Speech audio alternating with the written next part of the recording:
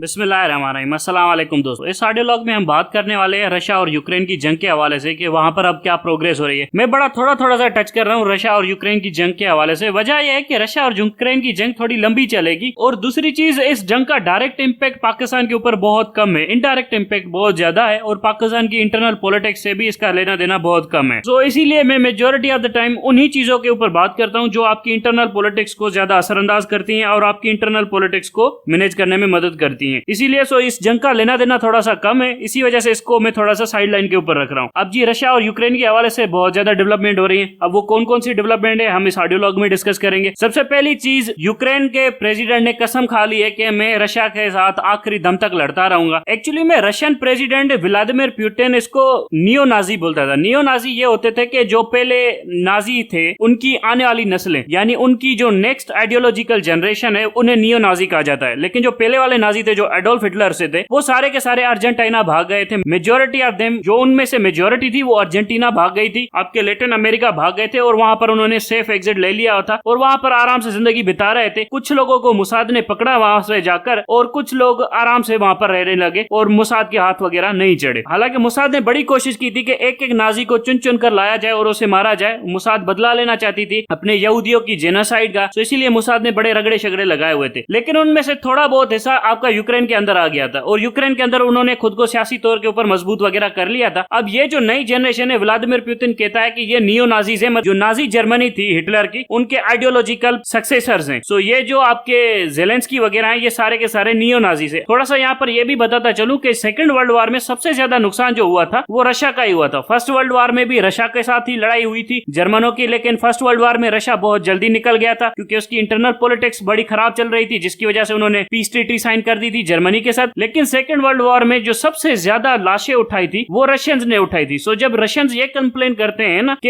ये neo Nazis हैं या नाजीज आ रहे हैं हमारी तरफ, तो रशियन की जो सिक्योरिटी है वो सारी की सारी लेजिटिमेट है क्योंकि रशियंस के पास भी बहुत कुछ है बताने के लिए। क्योंकि रशिया की तारीख के अंदर सबसे ज्यादा वेस्ट यूरोप ने रशिया के ऊपर हमले किए हैं। एक ही बार रशिया ईस्ट यूरोप के ऊपर चढ़ दौड़ा है, वो भी तब जब सेकंड वर्ल्ड वॉर खत्म हो गई थी, हिटलर को हरा के बर्लिन के ऊपर कब्जा कर लिया था। ये वो एक टाइम था जिसके ऊपर रशिया ने जर्मनी के आधे हिस्से के ऊपर कब्जा किया था। लेकिन उससे पहले मेजोरिटी ऑफ द टाइम ये जो नेपोलियन था ये भी आपका रशिया के ऊपर चढ़ गया था। इसके अलावा जितने भी सारे रूलर आए थे वो सारे के सारे रशिया के ऊपर चढ़ते रहते। उस्मानी तुर्क भी मॉस्को के ऊपर हमले करते रहते थे। सो यहाँ से हमेशा वेस्टर्न यूरोप से रशिया को मेजोरिटी ऑफ द टाइम खतरा रहता है। सो इसीलिए इस बार भी जब रशिया कहता है कि नियो नाजीज आ गए हैं और इनसे हमें खतरा है, तो रशिया की बात में कुछ वजन भी है। अब ये नियो नाजीज हैं नहीं है, लेकिन एक्चुअली में इनको अमेरिका ने तो चाबी दी हुई है। अब चाबी दी हुई है तो जिसकी वजह से ये लड़ रहे हैं और रशिया बुरी तरह से हार रहा है, इसमें किसी को शक नहीं होना चाहिए। रशिया बुरी तरह से हार रहा है, लेकिन इसमें भी सवाल यह आता है कि रशिया किस हद तक हारना अफोर्ड कर सकता है। अब रशिया ने खेरेसोन का आधा रीजन खाली कर दिया है, रशिया बहुत पीछे आ गया। डोनबास, लोइनसाक यहाँ तक बैठा हुआ है, रशिया मजे से बैठा हुआ है। क्राइमिया के ऊपर रशिया कंट्रोल लूज नहीं करना चाहता। अब अगर क्राइमिया के ऊपर जो लैंडिंग की जा रही है यूक्रेन की तरफ से, यूक्रेन बहुत बड़ी तादाद में क्राइमिया के ऊपर लैंडिंग करने के बारे में सोच रहा है कि क्राइमिया को रशिया से अलग किया जा सके, उसके बाद खेरेसोन को दोनों तरफ से हमला किया जा सके। मतलब ये ऐसे कर रहे हैं कि पहले क्राइमिया को ले लें बाय सी, उसके बाद खेरेसोन को दोनों तरफ से हमला करके खेरेसोन को वापस ले लिया जाए। जब खेरेसोन के ऊपर रशिया का कंट्रोल लूज हो गया तो ये सारी की सारी जंग खुद ब खुद खत्म हो जाएगी, रशियन फोर्सेस रिट्रीट कर जाएंगे। पर मुझे नहीं लगता कि अगर रशियंस इतनी बुरी तरह से हार गए तो उसके बाद वेस्टर्न अलाइज चुप करके बैठ जाएंगे और रशियन टेरिटरी के अंदर मुदाखलत वगैरह नहीं करेंगे। वेस्टर्न अलाइज के पास पैसा बहुत है, हथियार बहुत है, सो वो रज के हमला करेंगे, रज के हथियार बेचेंगे यूक्रेन को, रज के लड़ाई शड़ाई करेंगे क्योंकि उनका जो स्ट्रेटेजिक राइवल है वो बुरी तरह से पिट रहा है। सो अमेरिका चाहेगा कि स्ट्रेटेजिक राइवल को बहुत अच्छे तरीके से टुकड़ों में तकसीम किया जा सके। सो इन्होंने कुछ और नक्शे बनाए हुए हैं जिसमें रशिया के टुकड़े टुकड़े करके कौन कौन सी रियासतें बनानी है, कितने टुकड़ों में रशिया को तकसीम करना है। अगर रशिया टुकड़ों टुकड़ों में तकसीम हो जाता है तो चीन के लिए कितना खतरा बन जाता है ये भी चीन को देखना पड़ेगा, क्योंकि अमेरिका उनमें से किसी एक टुकड़े के अंदर अपनी फौजें बिठा देगा, उनसे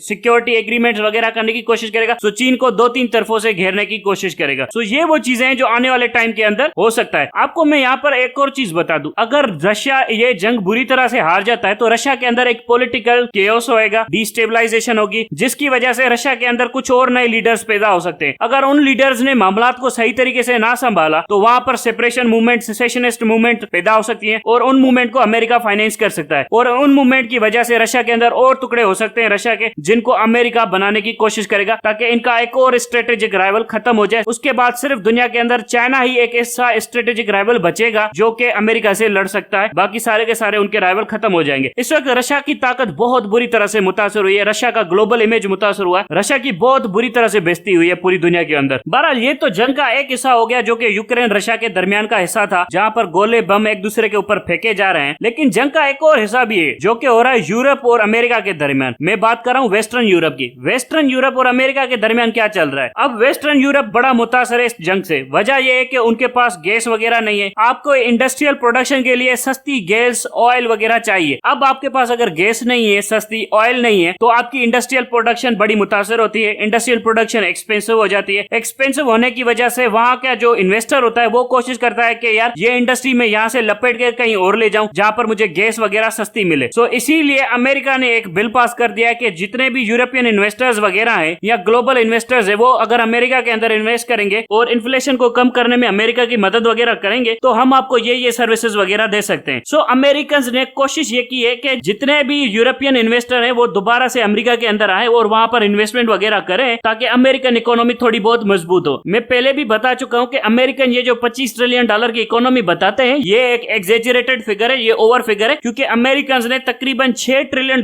के करीब पैसा प्रिंट करके अपनी इकोनॉमी के अंदर पंप किया था, जिसकी वजह से उनकी इकोनॉमी खुद को $25 ट्रिलियन $23 ट्रिलियन ये दिखा रही थी। अगर ये पैसा आप निकाल दे जो अमेरिका ने पंप किया था अपनी इकोनॉमी के अंदर, तो अमेरिकन इकोनॉमी बहुत बुरी तरह से मुतासर है। अमेरिका के यहाँ पर फैक्ट्रियां हैं, मजदूर नहीं है, वहां पर बहुत ज्यादा स्किल लेबर की प्रॉब्लम हो रही है, क्योंकि उनकी इकोनॉमी मैन्युफैक्चरिंग से हटकर सारी की सारी इकोनॉमी आईटी के अंदर घुस गई है। गूगल 10 लाख बंदे एम्प्लॉय करके बैठा हुआ है, एप्पल 1.5 लाख के करीब बंदे एम्प्लॉय करके बैठा हुआ है, 50-50 हजार बंदे हर छोटी मोटी आईटी कंपनी एम्प्लॉय करके बैठी हुई है। तो लेबर की वहां पर बड़ी शॉर्टेज है, जिसकी वजह से उनकी जो प्रोडक्शन सेक्टर है, जहां पर प्रोडक्शन वगैरह होती है, जो मैन्युफैक्चरिंग सेक्टर है, वो बहुत ज्यादा मुतासर हो रहा है। सो इसीलिए उन्होंने ये बिल पास करवाया कि यूरोप से जितने भी ज्यादा इन्वेस्टर है वो यहाँ पर अमेरिका के अंदर आएंगे, इन्वेस्ट करेंगे, फिर हम मैक्सिकन वर्कर वगैरह बुला लेंगे और फिर उनसे यहाँ पर मजदूरी वगैरह कराएंगे और अमेरिकन इकोनॉमी को अच्छा दिखाने की कोशिश करेंगे। अब अमेरिका के लिए ये तो अच्छी बात है कि उसका चाइना के साथ कंपटीशन है, उनके पास मैन्युफैक्चरिंग है चाइना के पास, तो अमेरिका के पास भी मैन्युफैक्चरिंग आ जाएगी। अमेरिका की इकोनॉमी मजबूत होगी तो चाइना के साथ वो अच्छे तरीके से कॉम्पीट कर सकते हैं। लेकिन ये यूरोप के लिए बड़ी बुरी बात है। यूरोप के लिए बुरी बात इसलिए है कि यूरोप से इकोनॉमी या कैपिटल फ्लो हो रहा है अमेरिका के अंदर। अब जब यूरोप का पैसा सारा का सारा अमेरिका के अंदर चला जाएगा तो यूरोप का बार्गेनिंग पावर बहुत ज्यादा कम हो जाएगा। मैंने पहले भी आपको बताया था कि यूरोप अमेरिका का पिट्ठू नहीं बनना चाहता था। यूरोपियन यूनियन के प्रेसिडेंट ने वहां पर पार्लियामेंट में खड़े होकर कहा था कि अब वक्त आ गया है कि हमारी इकोनॉमी अमेरिकन इकोनॉमी से ज्यादा बड़ी हो चुकी है। उस टाइम के ऊपर बहुत ज्यादा बड़ी हो गई थी अमेरिकन इकोनॉमी से, तकरीबन $1 ट्रिलियन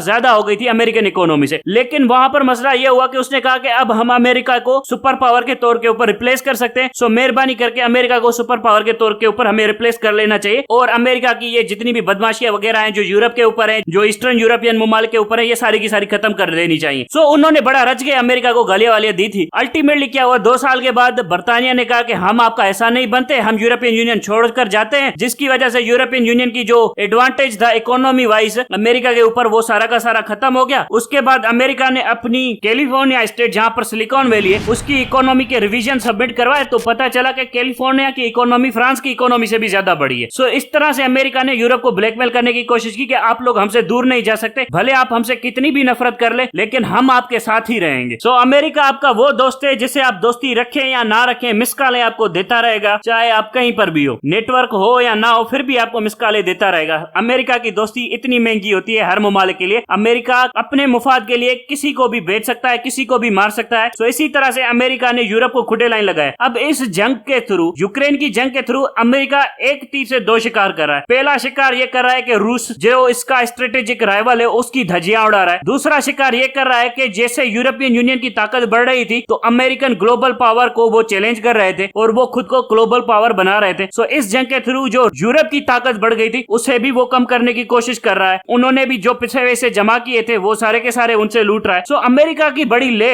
इन तमाम तर मामलात के अंदर। और इनसे तीसरा फायदा अमेरिका ये उठा रहा है इस जंग से कि जो चाइना के साथ इसकी टसल थी वो सारी की सारी टसल को दोबारा से रीस्टडी करने की कोशिश कर रहा है। चाइना को भी स्टडी करने की कोशिश कर रहा है, चाइना को भी धमकाने की कोशिश कर रहा है, कि बताने की कोशिश कर रहा है कि देखो हमने रूस के साथ ये किया, तुम्हारे साथ भी ये कर सकते हैं, आप देख लो हमारे हथियार कितने ताकतवर हैं, रूस हमारा मुकाबला नहीं कर सकता। सो ये वो चीजें हैं जो अमेरिका ओवरऑल गेन करने की कोशिश कर रहा है इस पूरे के पूरे जंग के दौरान। अब चीन क्या देखने की कोशिश कर रहा है इस पूरे के पूरे मामले को? चीन बड़ी आराम से ये सारी की सारी जंग मजे से देख रहा है। मैं यहाँ पर कुछ चीजें आपको बता दूं, ये जो चाइना के खिलाफ अमेरिका सेनेट के अंदर रिपोर्ट वगैरह गई है ना, ये लोग यहाँ पर बड़ा शोर मचा रहे हैं कि चीन कितना पावरफुल है, कितना नहीं है, ये सब कुछ बकवास है। एक्चुअली में ये जो रिपोर्ट बनाई गई है ना, मैंने सारी पढ़ी ली है, इसके अंदर उन्होंने थ्रेट्स को एग्जेजरेट किया है, मतलब बड़ा चढ़ाकर थ्रेट्स को पेश किया है कि चीन के पास ये भी है, ये भी है, ये भी है, ताकि अमेरिकन परसेप्शन को, अमेरिकन पब्लिक ओपिनियन को शेप किया जा सके एंटी चाइना के हवाले से। चाइना का मैं कोई ज्यादा बड़ा फैन नहीं हूं। मसला सिंपल सा ये है कि ये जो रिपोर्टें बनाते हैं ना, ये चाइना को ग्लोरीफाई करके दिखाते हैं ताकि